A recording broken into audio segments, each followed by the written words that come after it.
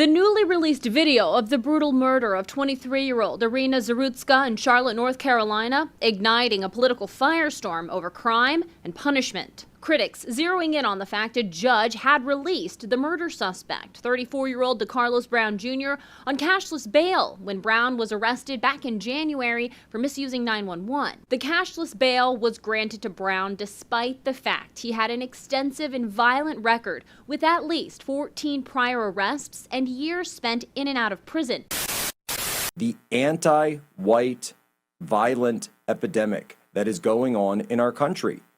It's gotten too big to ignore.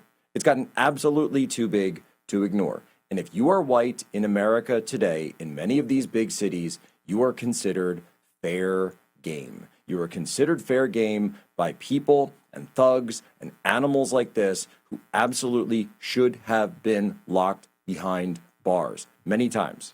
Yet was let out again and again and again. And why do they do this? Well, I'll explain. Urban elites use violent criminals to cow the middle class and the working class into submission. This is done through a deliberate policy of urban destabilization. This is done so that people don't fight back. It is a system of terrorism against the American people called anarcho-tyranny. It is the same anarcho-tyranny whereby if a man like, Daniel Penny, had Daniel Penny been on this train, who knows? Perhaps this situation could have been avoided if Daniel Penny was there. But what happened to Daniel Penny? He got put on trial.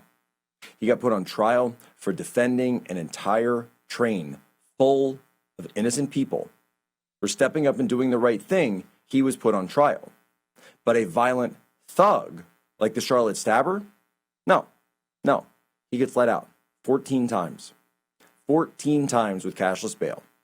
And again, I want to impress this upon you. Unhumans. The history of communist revolutions. This is what they do.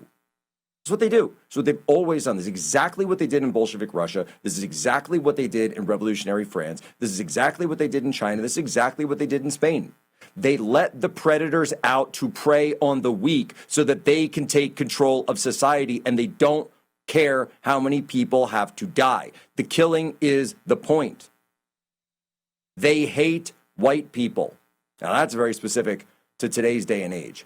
They hate white people. They want white people to die. And if you don't die, then you need to be submissive. You need to be cowed. You need to be cowardly. You need to not respond. They will kill your daughters for riding on the train. And they will say, oh, well, just another statistic. You can go look at the statistics on black on white violence in this country.